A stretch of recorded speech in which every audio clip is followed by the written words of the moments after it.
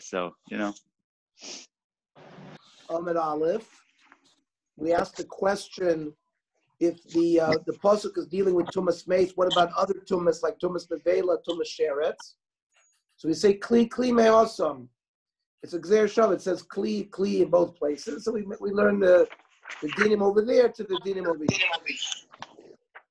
Then it says musaf sak ala beged shetami mishum arik, that a sack has more dinim than a beged, that it becomes tomei if it's woven. Freit the Gemara, what do you mean? Origu, a beged is also woven. So hachin cover musaf sak ala beged means afal pi she'ena orug tomei.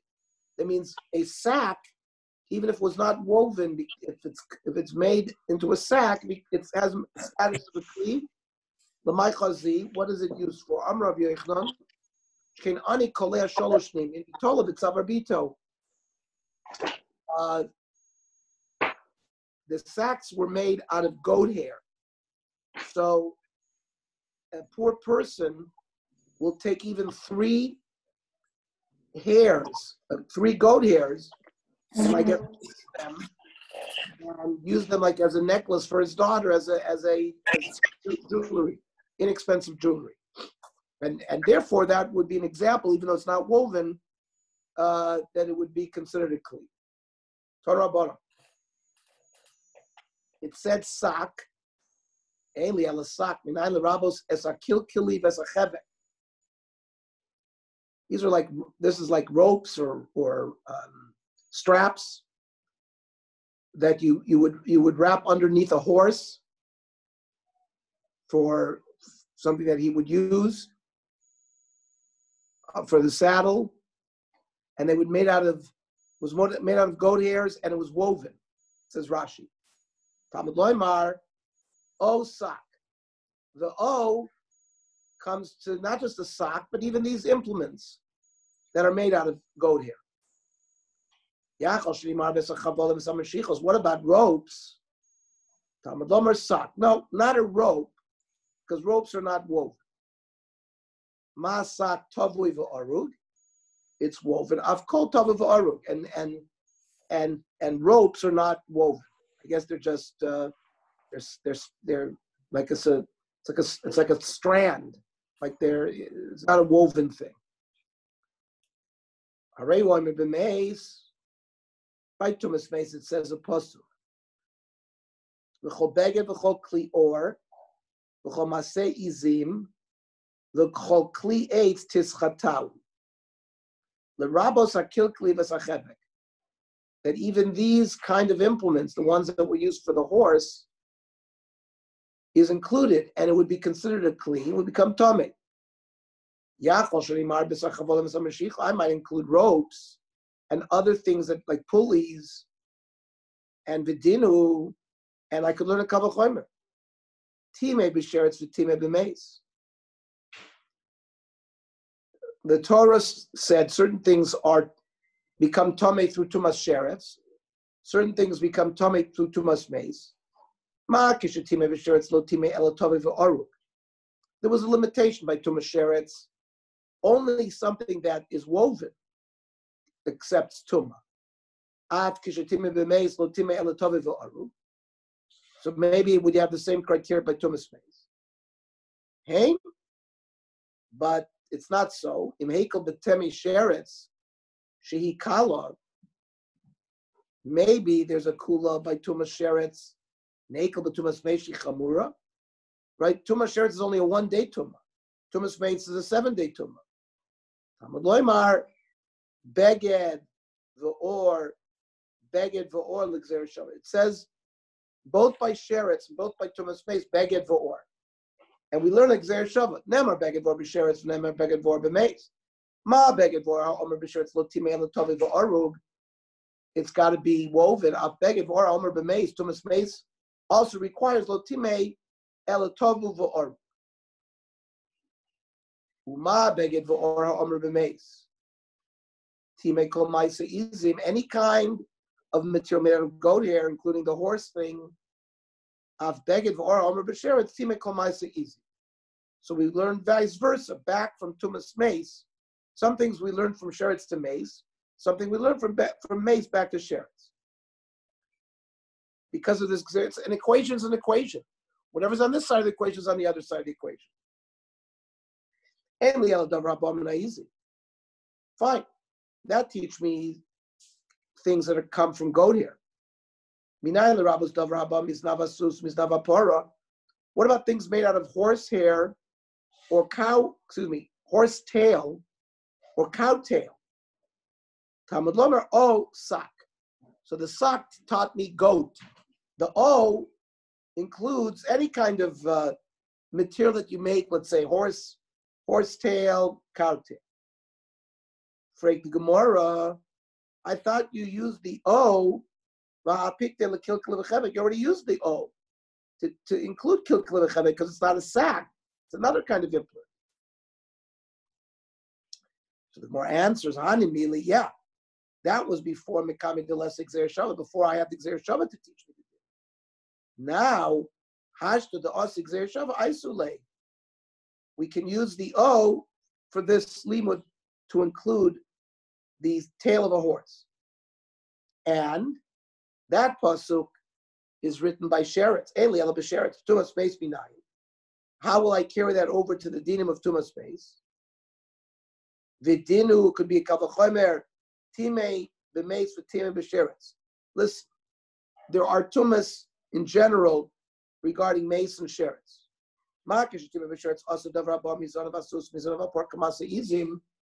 You made a situation where things that come from a horse or from a cow are similar to goat. So maybe we will say the same thing.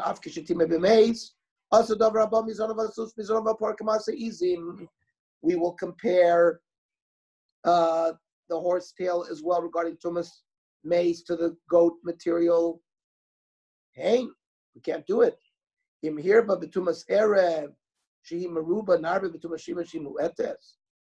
might include it in tumas sheretz, which is a very common tumah to have tumas erev, meaning it's a one-day tumah.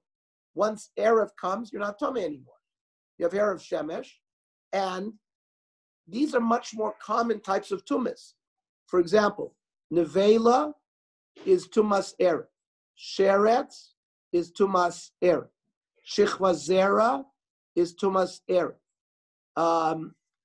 Versus tumas mates, which is a 7-day tumah, that's much rarer. So narbe b'tumas shiva shimuetes. So from logic alone, we wouldn't learn it. Talmud loymar, we don't have logic. We have exer shava. Beged v'or l'exer shava. Nemar beged v'or b'sheretz, v'nemar beged v'or b'meis. Ma beged v'or amu b'sheretz asa dovra ba mizanav asus mizanav apara. We included in tumas sheretz kalim that are made out of horse tail or cow tail. Kamaisi izim av beged v'or amu b'meis asa dovra ba mizanav asus mizanav apara. Kamaisi. So we did the same kind of criteria regarding tumas space to include horsetail and cowtail. And the Gemara tells us, umufne. This gzeira shava that we've just learned has to be free and clear on both sides of the equation. This concept of mufne, free and clear, that means if the words, o beged, where we're making the equation, are needed for a special drasha on its own side of the equation. Let's say we need Obeged to teach me a certain din by sheretz. Then it's not free and clear to be used to learn Exer Shava. And we're going to see that concept is important in how you learn Exer Shava. Because the Gemara says the Ilav Mufne, there's a principle that if a Gzera Shava is free and clear on both sides of the equation, then even if you have a logical construct that would reject the limud, the Gzera Shava would still work. On the other hand, if it's not free and clear on both sides of the equation, if on one side of the equation the words O Beged are needed for a special drasha to teach me something about mace or something about sheretz, then if I have some kind of logical method of breaking by showing that one is different than the other through logic, then we break the Gzeir Shava. And the Gemara points out to us that in our case, we would have such a break. The Ilav Mufne Ikla Mifrach, we would be able to break the Gzeir Shava by saying, Ma'al Sheretz Shkem Etame B'Chadosha. Tumas mace requires a kazayas of the mace. Sheretz is already metame the size of a barley bean or lentil bean, which is much smaller. So in a certain sense, sheretz is more machmir. There's a chumrah by sheretz. So I could say, I could learn Gzeir Shava, but maybe we shouldn't learn it because you have this aspect in sheretz, it's more machmir. So the Gemara says, lie, so lie afni mufne. So it has to be mufne. Now michte, let's see. Sheretz is kish l'shichva zera. There is a hekesh. They're connected because they're right next to each other in psukim. The tumas sheretz and the tumah that conveys to a person through shichva zera. Tichsiv, ish asher teitzeh mimenu shichva zera, v'samech lei ish asher yiga b'chol sheretz. So that's a hekesh. Hekesh could be just a smichas and psukim. What does it say by shichva zera? Ksiv baby shichva zera v'chol beged v'chol or. Any kind of beged or leather or hide. Asher yalav shichva zora. Now beged v'or because of rachman b'sheretz lamali. So why is it repeated? Beged v'or. You already have a pasuk in shichva zera, which we can connect to sheretz through a hekesh. Shma minol afnui. So the beged v'or words are completely free and clear. They're not needed because we darshan the din from the din of sheretz from the din of shichva zera, teaching me that the Gzeir Shava on the sheretz side is free. Fine. That's vakati mufti mitzad echadu. You've only showed me that these words are free and clear on one side of the Gzeir Shava. And that would work on Ichlamandam mufti mitzad echad lemeidin bein meshivim. That's good according to the Tana that learns that a Gzeir Shava that's free and clear on only one side, you can learn such a Gzeir Shava and you can't ask a kasha on it, even through logic, even through an Ikla Mifra. Fine. We still have the Gzeir Shava, it still exists. But according to the opinion that if you have only a one-sided free and clear Gzeir Shava, you can learn the Gzeir Shava, but you can also ask a kasha on it through logic. And here we've asked the kasha, so we're back to the question, Michael and Maimer, how are we going to learn? So the more answers, demeis nami afnui muf, that in our analysis here, this really is a two-sided free and clear Gzeir Shava, because we showed that it's free and clear on the shichva, on the sheret side, because we had a hekesh to shichva zera. So now we're about to show that the words beged v'or on the mace side is also free and clear. How do we do that? Michte.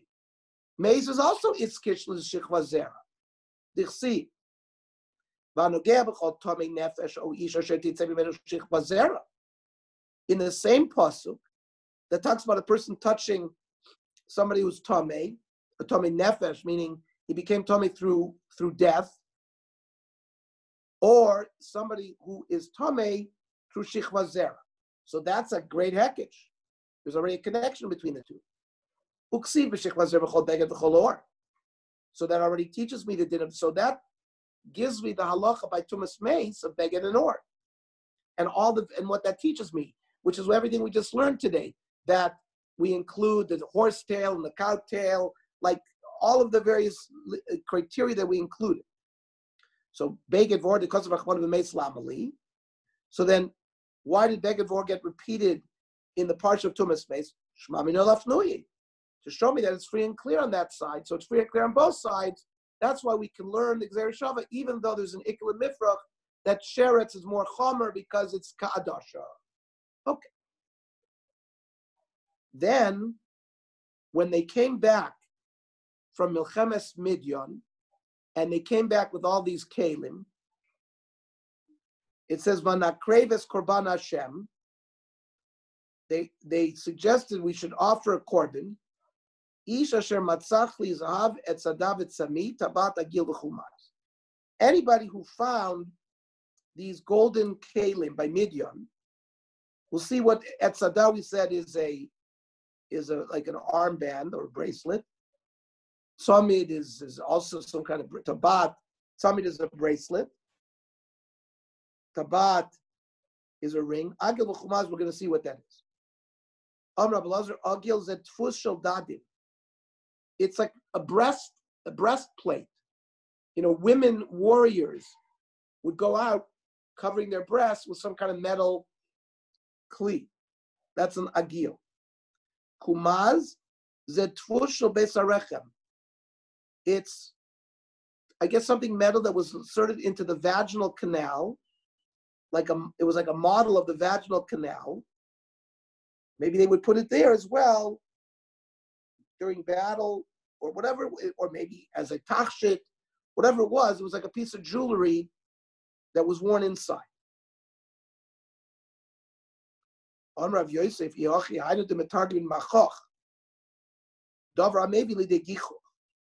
that's why in Aramaic, the kumaz is called a machoch. It leads to leitzonus, like tomfoolery. It's because it's something involved in the one of the sexual organs. Amr le Rabba migufa de kroshmamina kumaz kan makom zima, right? The word kumaz is a word that's constructed from this is the place of zima, of immorality. That's why it's called kumaz. Now, when the people came back, Moshe was angry. What was he angry about?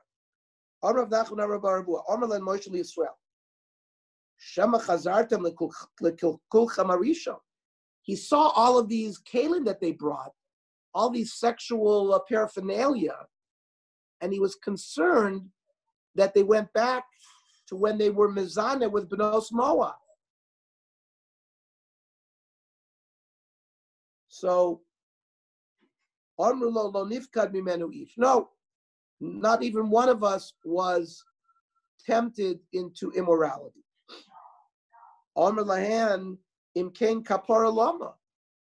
So why did you guys, Moshe asked them, because Vanakreves Korban Hashem, that's them speaking, saying, we are going to offer a korban, l'chura for kapara. So Moshe wants to know, if there was no tomfoolery, why are you guys bringing a korban?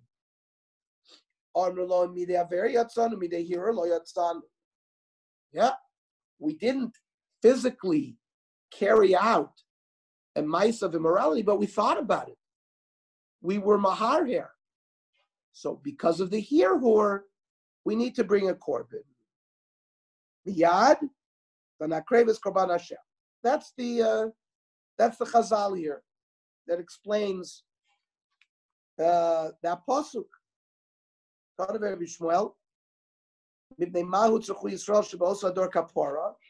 Why he says? Why did they need a korban at that time? Their eyes benefited from looking at the erva by Benos Midian. Amrav Sheshes. If you notice, gentlemen, the pasuk talks about external jewelry, rings and bracelets that you can see, and then it talks about this kumaz, which is some kind of tachshit that was worn inside the genitalia. So why did the pasuk mention jewelry worn on the outside with jewelry on the inside? Even if you look at the little pinky of a woman, it's as if you stared at her private parts. So it's a musar lesson in tznius. because they needed kapara even for istaklus alone, even for gazing. They needed a korban. Mishnah. Yotze ish b'chutei seah. A woman could go out with threads in her made out of hair that she puts on her head. Bei mishalah, bei mishal chaverta. Whether it's her hair or whether it's a friend's hair. Bei mishal behem, or whether it's from an animal. And she can go out with these certain tachshitim, uvatotefet, which we said was some kind of thing she wore on her forehead, uvasarvitin, some kind of shmata, bisman shein tfurim, as long as they're sewn. And it's sewn to her other garments, they won't fall. Because if they fall, we're concerned that she's gonna pick it up and carry it. She can go out to kavul, which we already explained what that was. That was that garter, ubepea nochris, with a wig, lechatzer, to their personal courtyard, but they couldn't go out l'rishus harabim with it.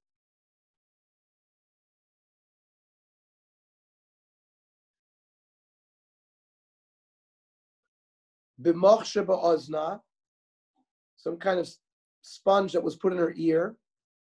V'mochshe b'sandala, another kind of like a shmata in her sandal. Maybe it feels good. Maybe it lessens the roughness. Uv'mochshe skina l'nidasa, and like a bedika cloth. B'pilpel, she could go out on Shabbos chewing pepper. That was for bad breath. Uvegagal melach, or some kind of piece of salt, which was also used as a refuah for teeth. Anything that's in her mouth for refuah, or for breath, or for bad odor. As long as she didn't put it in her mouth on Shabbos itself. Yes, if it was in her mouth from before Shabbos, she can keep it there. If it falls out, she shouldn't put it back. We're talking about on Shabbos. Shein totevet, a fake tooth, or shein shalzov, a golden tooth. So Rebbe matir to go out on Shabbos with it. The chachamim oisrim. Rashi says, "Kivan de mishuna mishar shinayim," since it's different than his other teeth. Maybe she'll be embarrassed, but she'll take it out, put it in her hand, carry it. The Gemara will tell us that we're talking about only by a golden tooth.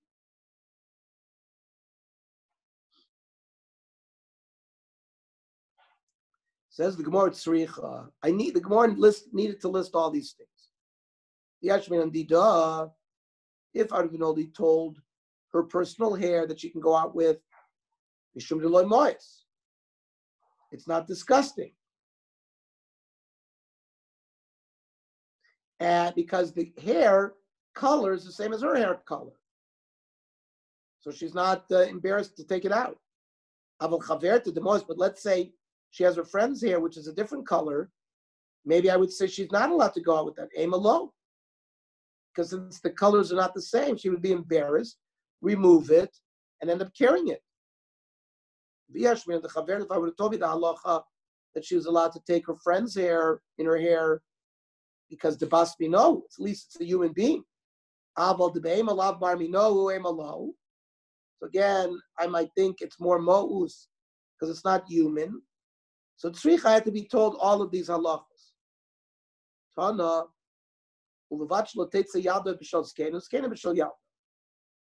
old woman cannot go out with a young woman's hair.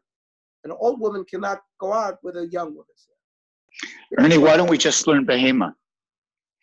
That would cover all of them.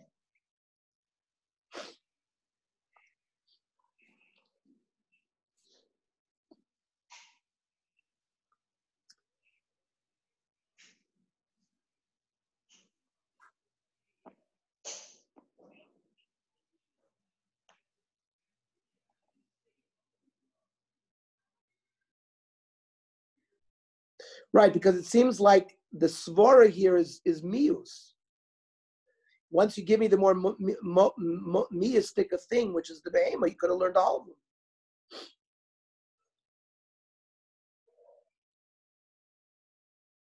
Or maybe we could have learned, no, because if you would have told me behema, I would have said, that's why I'm not allowed to go, because it's Mos. But my own hair I can go out with.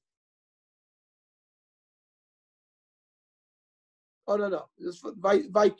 Because we say, Yotzi Shemchute Seir Beim Shel Beim Shel Chaver Beim Shel Behem. So if we can go out. So I would have said, say right. behema and don't say her friend. And don't say anything else. Don't say, I agree. Exactly. I agree with you. Since behema is the more mystic of stuff, once you learn that, you know all of them. Right. Marty, I'm teaching the Daf Yomi right now. Let me call you back, okay?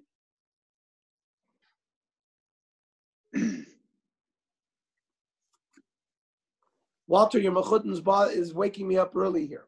Yeah, but the reason I think that basically you bring in behema is to Dafka to tell you that basically if it's human, so then it's okay.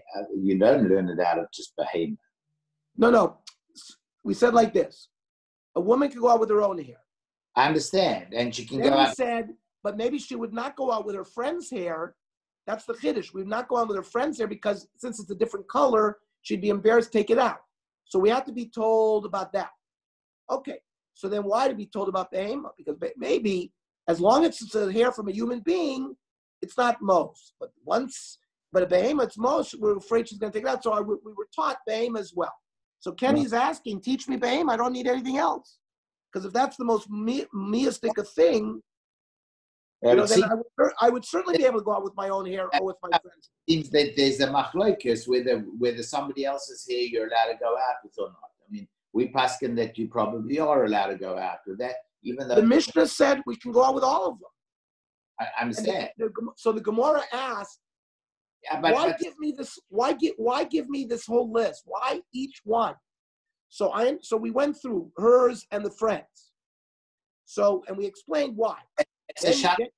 Then you brought me the last one, behema, which is the most meistic of things. Gemara is just having a shakla nataria. That's all. It's giving you the options. It's saying why not and why because of mios. So it brings in. You would have thought maybe somebody would have thought that you can go out with your friends there. That's what we said. That's what it says over here. But so now once you taught me, all you have to do is say Yotze Isha B'chute Behema. Because the Svara is you might have thought because it's Mos, you can't go out with it. No, you can go out with it. So then she certainly could go out with her own hair and her neighbor's hair. Anyway, that's what Kenny's asking. It seems like most of the tzrichas that we have, you have to learn each one individually. Here, it seems like we wrap it all up with one of them. So, anyways, that's the lush of the Mishnah that the Gemara got. And, I mean, basically, that's how Rashi learned as well, it's a din of mius.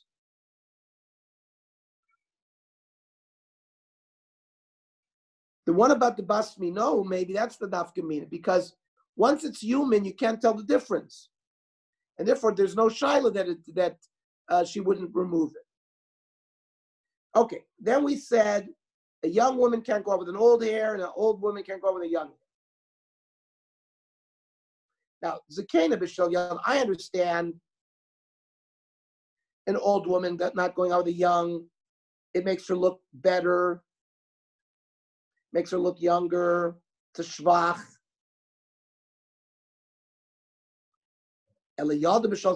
Why?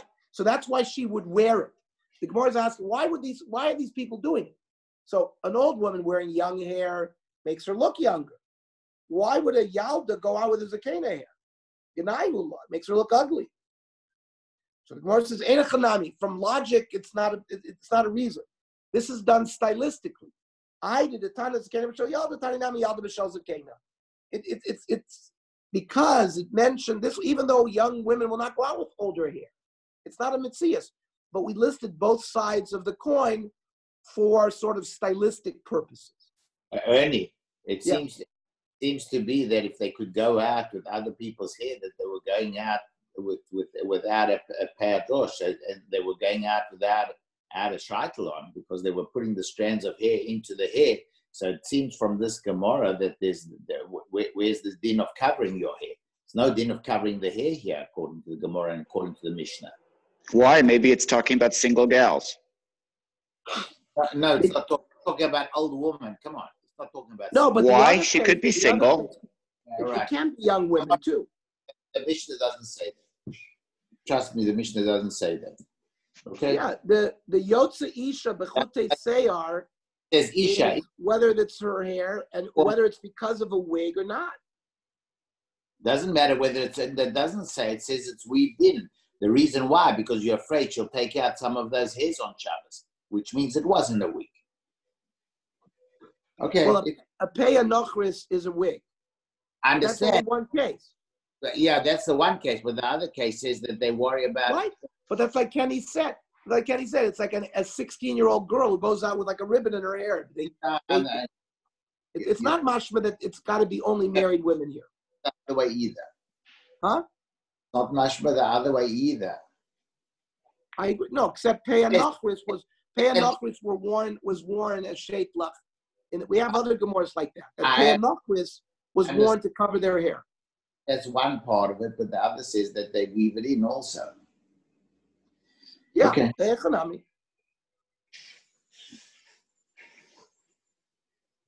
It says in Shulchan Aruch, Yotzes Isha Bechute Ser Bechol Suga Kluin B'Sarosa. A woman could go out with any kind of hair that's tied into her own hair for decoration. As long as there's not a huge difference in color, because then we're concerned she's going to take it out.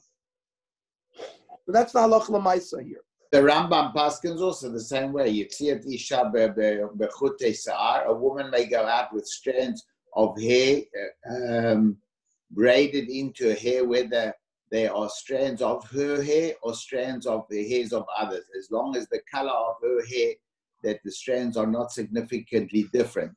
Elderly woman with the hair of a young woman. That's the Rambam Paskins. Right. And the Shulchan Aruch in Orach Chaim, Shin Gimel, which is Dinei Shabbos, Paskind exactly the same way. So then it says, a woman could go out with the garter and with the wig to the personal courtyard, but not to the Rosh Hashanah. Rab, meaning they're not muktzah. Meaning when the Gemara tells us you can go out into your chutzner, that means you can wear it. It's not muktzah. Rab. So Rab doesn't understand. This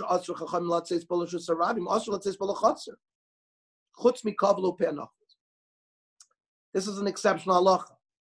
Any tachshit or a garment or anything that the Chachamim said in the previous 10 blot that we've been learning, where they said that you can't go out on Shabbos with it. You can't go out even in your chutzner with it. Even though it's not muktzah, Rashi says, Avagav Yisroel till too late.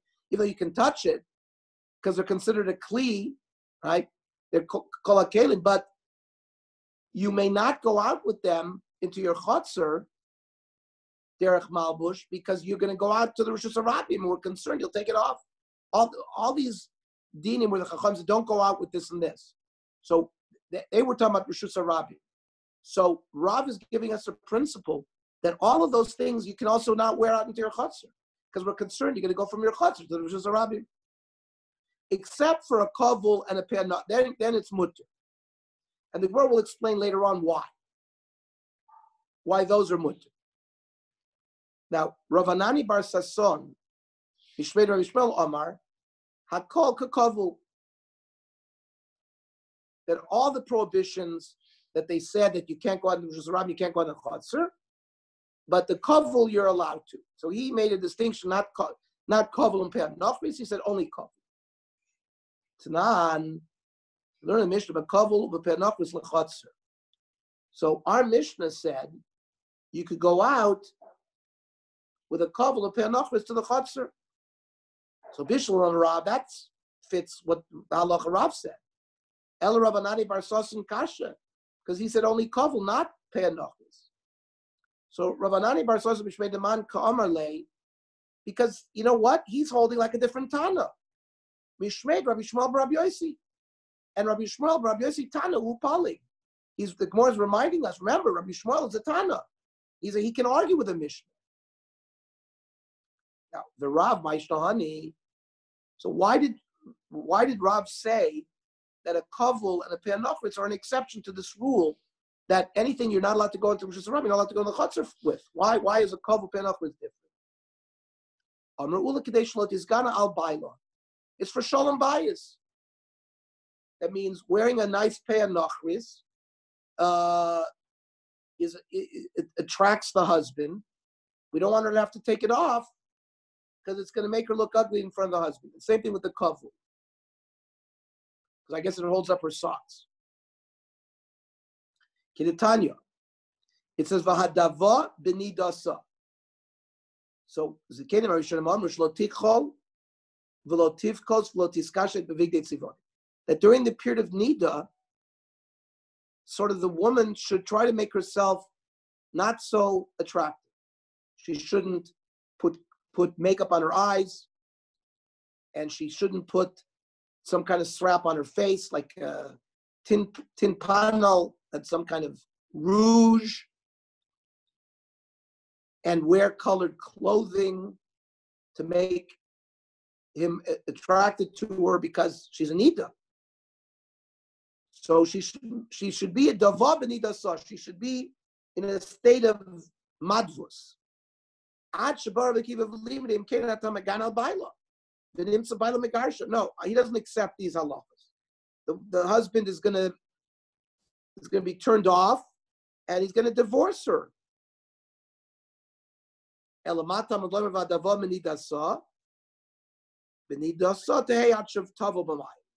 means all the dinim of nida exists until she is metaher through going tefillah water, even though the 7 days passed. You might think once the 7 days are passed, so that's it. Her ma'ayan, her uterus stopped flowing. She's not tomei. No, she remains b'nidasa ad shetavu b'mayim. And this gives us the source why she could wear the pe'anachris and the kavul out of the chutzner, not to be nizgana on the bailam, on her husband. Oh,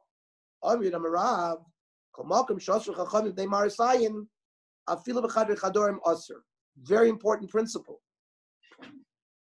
Whenever Chachamim give us a law, which is a gzeira, where really you're allowed to do it, because of Marasayan, we don't have you do it. So Marasayan is that you shouldn't walk into a McDonald's wearing a yarmulke, because people see you doing that, think that McDonald's is kosher, or thinks that you're eating treif food or whatever. That's the Marasai. So it's something that you do in public, you're not allowed to do. So the halacha is things that were asur because of Marasai, you're not allowed to do in your own house. A good example we're going to learn in Yoredeya soon is like having almond milk in your kitchen when you're working with meat. So it's a marasayim. People don't know, so you're allowed to do it only if, for example, you put almonds around the milk carton. You have to do some kind of hecker, so for people to know that this is not normal milk. If you didn't do it, then you're like, so therefore, even in your own private kitchen, you're not allowed to do it. It's from this halacha that because there's a din of marasayim in public, you can't even do it b'chadrei chador. So nobody should.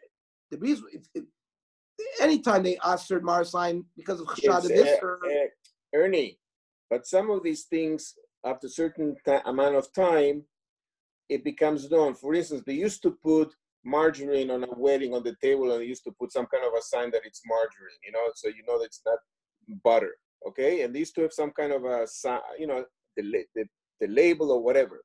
Today, they don't do that anymore. So it has to do with common usage, but yes, the din with almond milk the din with almond milk is you can't just put milk on the table, and if it's almond milk and not put some kind of identify. But I'm saying it's common today. People know that almond milk is parve and people using it all the time. If you put richest whipped cream or the one of richest milk, whatever it was, everybody knew that was parve.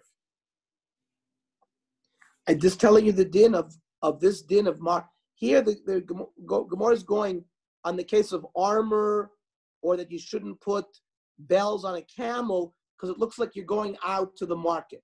So the halacha is, it's not just when they're out in the market you're not allowed to do it. You can't even do it in your own chutzner. Once the chachamim aser mishmar sayin, you can't do it even in your own privacy. So what happened now with the margarine and stuff that they put on these, weddings? They no longer label them. They just put it and that's it.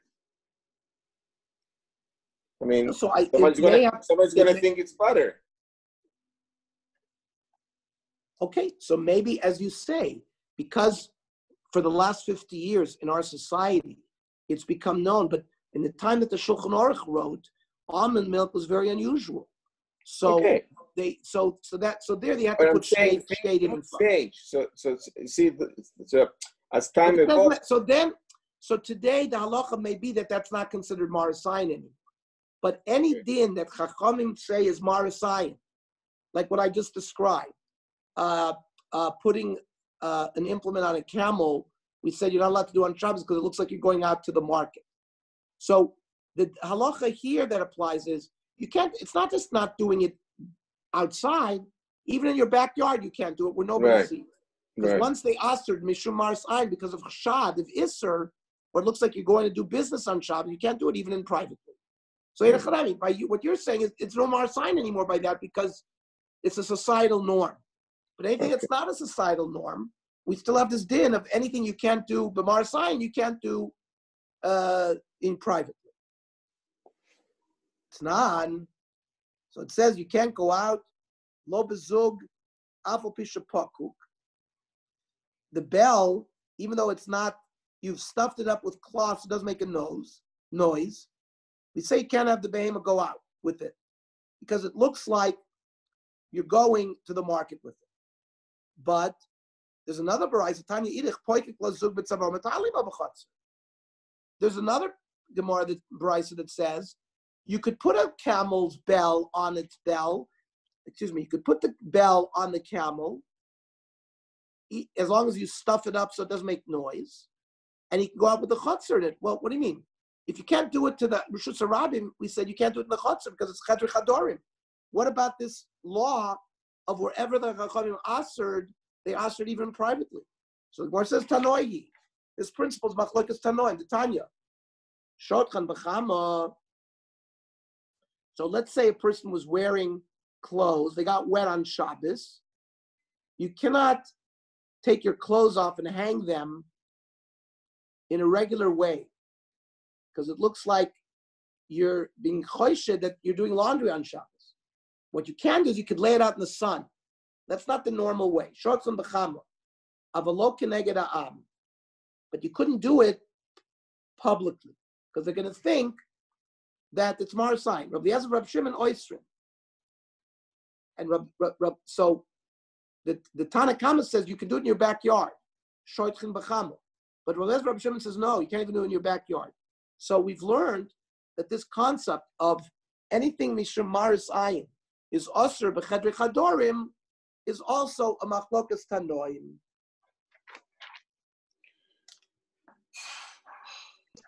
Shkoyach Ernie. What time are we on Motzi Shabbos? Are we meeting at 9? Quarter to 9? Huh? What time is Shabbos over? 8:30. Okay, we'll do it 8:45. Go ahead. Okay. Have a good Shabbos, everybody. Okay, good Shabbos Shabbos. for both sides.